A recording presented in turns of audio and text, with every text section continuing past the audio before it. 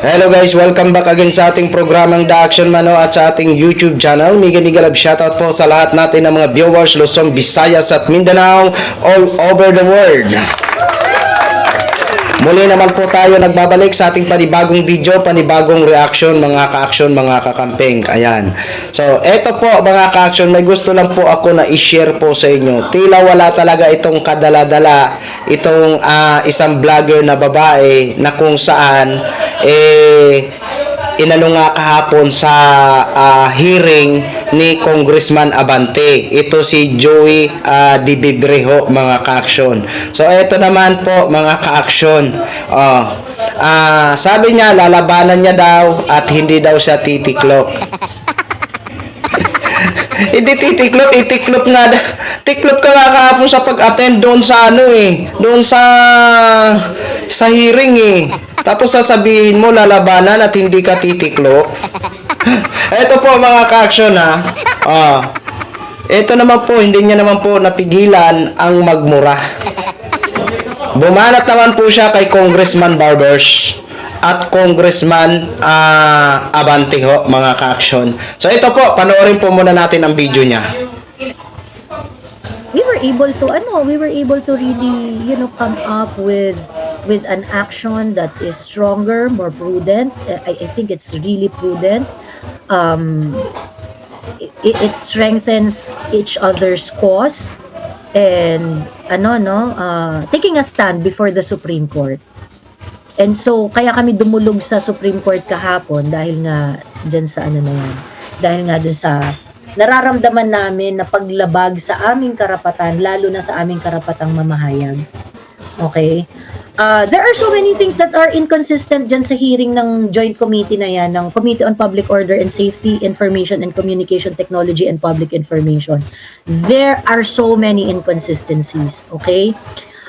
Unang-una na dyan, ano ba talaga agenda ninyo? Diba? Sa letter invitation ninyo, ang sinasabi, kaya kayo magpapahiring ay dahil sa privilege speech ni Ace Barbers. Yun sabi nyo dun sa letter ninyo. Pero yung House Resolution authorizing you to conduct a hearing is about rampant posting of false and malicious content in social media platform. Yung speech ni Barbers is about drugs and illegal and FOGO operations and West Philippine Sea. Vlogging about China, yung mga ganun-ganun, bagong makapili, yon. Kasi nga po, marami nga kasi ang kumakalat sa social media na kung ano-ano ang pinapahayag sa social media, kung ano ang sa West Philippine Sea, sa drugs, sa pugo, ayan, at isa na nga dyan si Congressman Barbers na nabiktima sa nasabing di umano, ayaw ko nang banggitin, basta kayo nabanggit po yun sa hearing kahapon ni Congressman Barbers na pinaratangan siya sa hindi naman totoo. Ngayon, kung gusto mong malaman ang agenda nila, dapat pumunta ka kahapon. Hindi naman ibig sabihin na pumunta ang mga invited na mga vloggers kahapon na 40 or 41 ay uusigin. Hindi. Kung hindi, hingian sana kayo ng mga opinion.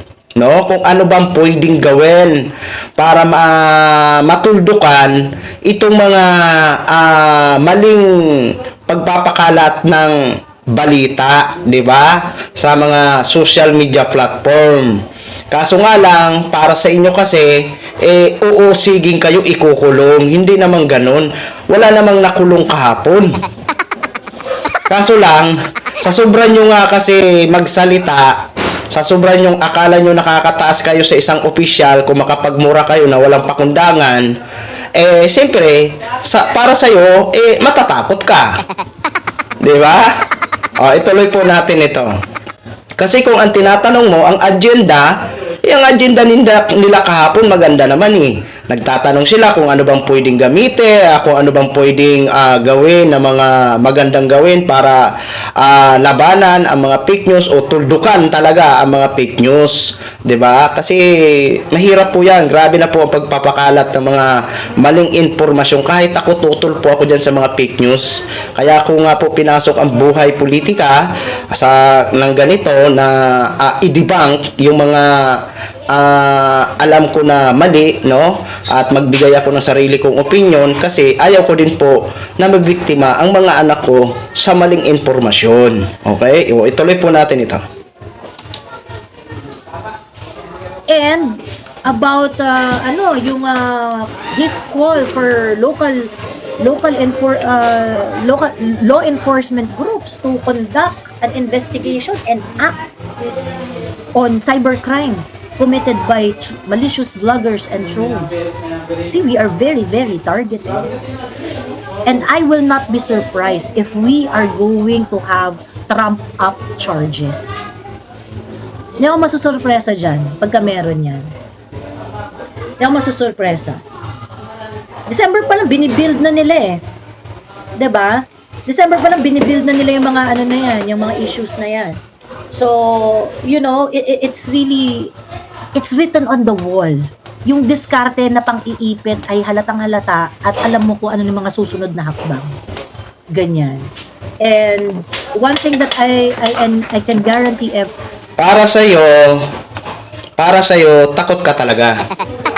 Kasi nga may mga vlog ka na mali. Kaya para sa iyo talaga, iba to. Pag mag-attend ako, baka mamaya makulong ako. Hindi ka naman makukulong doon. Huwag ka lang sumigaw-sigaw. Mag-explain ka. Sabihin mo lang, opinion mo lang yon. Ngayon, kung may pagkakamali ka man, aminin mo, honest mistake mo yun. 'Di ba? O kung kaya, maghingi ka ng sorry. Kasi, mabigat kasi ang paratang mo kay Congressman Abante, kay Congressman Barbers, dapat mo talaga magpaliwanag ka doon. Siyempre, tatanungin ka talaga doon. Siyempre, sa side mo, natatakot ka talaga sa pwedeng magaganap, 'di ba? O, tuloy. everyone is that lalabanan natin to. 'Di ba? Hindi tayo titiklop sa mga ganitong klaseng panggigipit. Lalabanan. Paano mo lalabanan? Yung dumulog kayo sa Supreme Court? Dumulog sila kapos sa Supreme Court eh. Lalabanan tapos hindi daw siya titiklop. Ay, nako, yung taon Inday. Yung salitang lalabanan na yan at hindi ka titiklop, di sana nag-attend ka kahapon. Para nang sa gano'n, nalaman namin na hindi ka nga titiklop. Hindi ka nga nag-attend po eh. Diba? Anyway, hihintayin naman ayon kay Congressman Barbers na panood ko po sa News 5 sa interview ni DJ Chacha, hihintayin po nila kung ano ang maging desisyon ng kataas-taasang hukom ang Supreme Court. Okay? Ituloy po muna natin siya. Diba? Anak ako ng tatay ko. Ayan. So anyway, ayun na nga. Yun yung sa letter, pero yung authorization ng House of Representatives is about fake news. So, you have drugs, you have Pogo, you have West Philippine Sea issue on one hand, dun sa ni Barbers. Pagkatapos, yung House resolution para dun sa hearing is really about misinformation. Diba? So parang ano ba talaga layunin ninyo? Ano ba talaga gusto nyong gawin? And then, Benny Abante revealed himself by saying na meron lang pala talaga siyang personal issue sa mga vloggers na kagaya ko kasi nasasaktan siya pag minumura siya. Yun lang pala yun. Yun lang pala yung niya, yun lang pala yung kanyang kineme dyan. Ayan.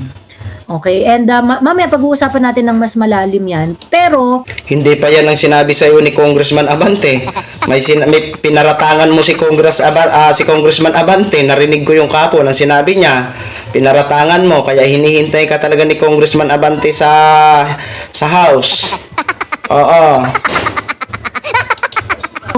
Ito nga ang nangyari sa hearing kahapon, nagulat sila, sabay-sabay yung mga nagdatingan ng cancellation, yung refusal to attend the hearing, ganyan-ganyan.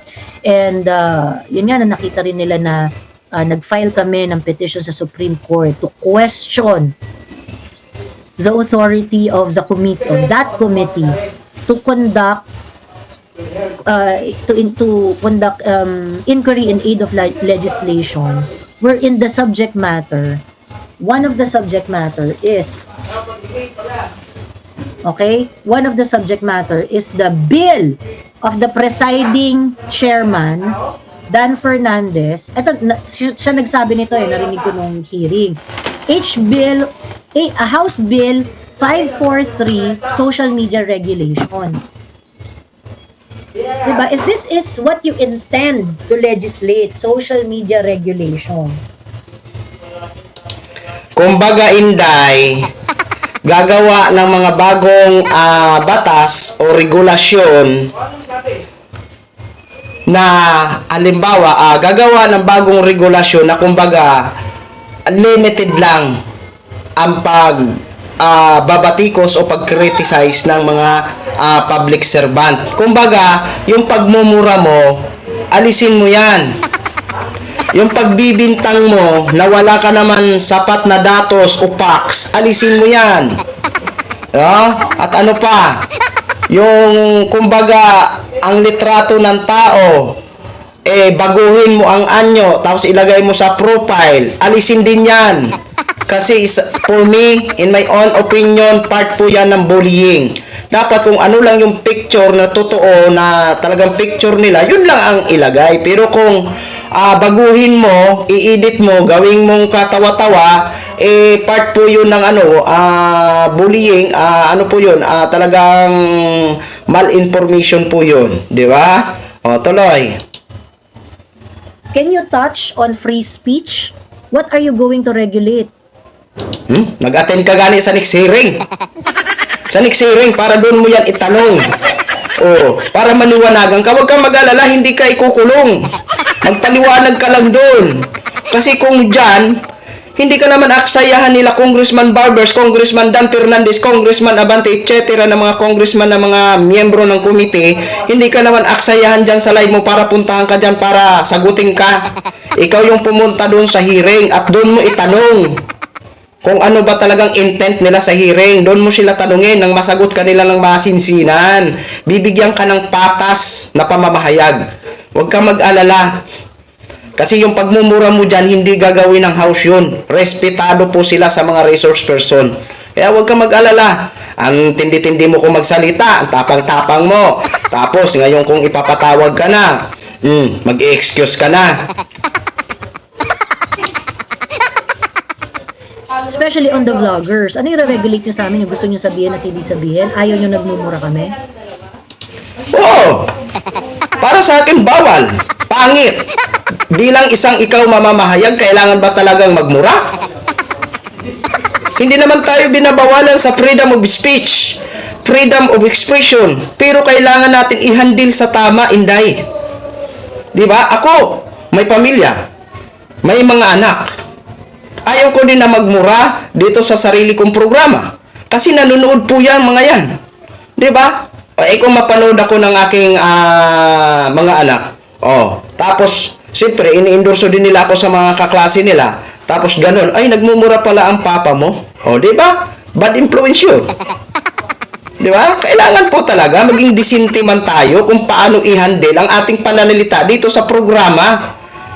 Diba? At bawas-bawasan po ang katapangan kung ang tapang mo ay hanggang vlog ka lang naman, tapos yung ipapatawag ka sa hearing, hindi ka na sisipot. Magpapasa ka na, gagawa ka ng excuse letter. Ayan. Di ba? Tapos sasabihin mo dyan naman sa vlog mo, lalabanan mo, hindi ka titiklop. Ayan na naman tayo eh. Oo. Di ba? Tuloy. Ano po ang krimen pagka kunwari minumura po kayo? Lalo na kung kamura-mura ang trabaho nyo dyan sa House of Representatives. Alam niyo po, marami talaga kayong maririnig ng salitang hindi magaganda, lalo na kung bulok ang trabaho ninyo. At paulit-ulit namin ina-explain kung bakit ang trabaho nyo ay bulok. Ayaw nyo kasing makinig. Ayaw nyo i-address. Tapos pagka minura-mura kayo, mga putang ina nyo, kayo pa galit. Ayan na naman. Malutong po yan, ha? Malutong po yan. Yan ang isa sa mga dapat ipagbabawal ng regulation, kung magkaroon man ng mga regulation, ang Trike Committee. Okay? Yan. Malutong po yan, ha? Kamura-mura. Ako, nag-criticize po ako sa gobyerno, pero nasa tama po. At lahat ng mga opinion ko ay kinukuha ko po sa mga balita galing sa mga mainstream media. Second opinion ko na po yun. Kung baga, magbibigay lang po ako ng opinion, pero hindi po ako nagmumura. May viewers tayo na inutusan ako na murahin, pero hindi ko po ginagawa. Dahil ayaw ko din po na magkaroon ako sa... Para sa akin talaga pangit ang magmura. Nababasa nyo man kapag nagla-live tayo, inuutosan tayo ng isang viewers natin na murahin, pero ayaw ko din po magmura. Dahil wala naman akong karapatan para murahin. Pwede ako magboses sa issue. Sa issue lang tayo. Pero kontrolado ko din po ang sasabihin ko. Kumbaga, hindi ako bumibitaw ng mga below the belt, and then hindi ako nagbibitaw na ang buong akala ko mas mataas pa ako sa kanila. Hindi. Kaya nga ginagamit ko po ang disclaimer once na na po ako ng aking sariling opinion. Ginagamit ko. Ibig sabihin, pag ginamit ko ang disclaimer, nangangahulugan po na hindi po ako nagmamagaling. Base lang po yun sa abot ng aking kakayahan ng aking utak o sarili kong opinion. Okay? Kung nakikinig kayo, respeto namin kayo. Di ba kayo nakikinig eh? Ikaw, Benny Abante, di ba sinabi mo pa yung mga DDS vlogger na, DDS vlogger, wag kayong tanga. Hindi talaga kami tanga. Ba't mo sasabing tanga kami? At ikaw, wag kang arte-arte na as if wala kang kalaban-laban. Yun ang putang ina. Yan na. Anyway, kayo po ang bahala. Kung nakinig po kayo sana sa hearing kahapon, naiintindihan nyo po sana. Di ba? Pero ayaw nyong manood dahil para sa inyo, uusigin kayo. Pero based sa aking kahapon panunood, dahil tinutukan ko po, wala naman silang intent na ikukulong ang mga resource person. Doon kahapon sa panunood ko, ang nakuha ko doon is parang gusto lang nilang magkaroon ng panibagong mga regulation. At hinihingian nga ng opinion ang mga nag-attend, sila Attorney Enzo, si Mark Gamboa, si Malutikia, no? Never po sila kahapon inusig. Never po sila kahapon idiniin. Kumbaga, wala lang po.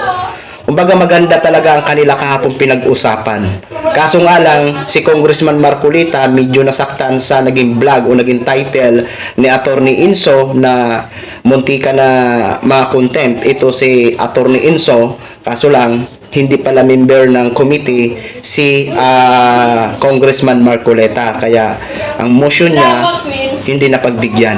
But anyway, Inday, sana kung may katanungan ka sa susunod na hearing, mag-attend ka po doon. Huwag ka pong mag-alala, hindi ka naman po ikukulong. Huwag ka lang umasta ng akala mo matapang ka, baka makulong ka na wala sa oras. Okay? So yun lang po mga ka-action, mga kakamping knog, share ko lang po sa inyo. Maraming salamat po sa ating mga viewers Luzon, Visayas at Mindanao all over the world. Ako po ang inyong lingkod, si The Action Man. Have a good day, everyone. Beautiful.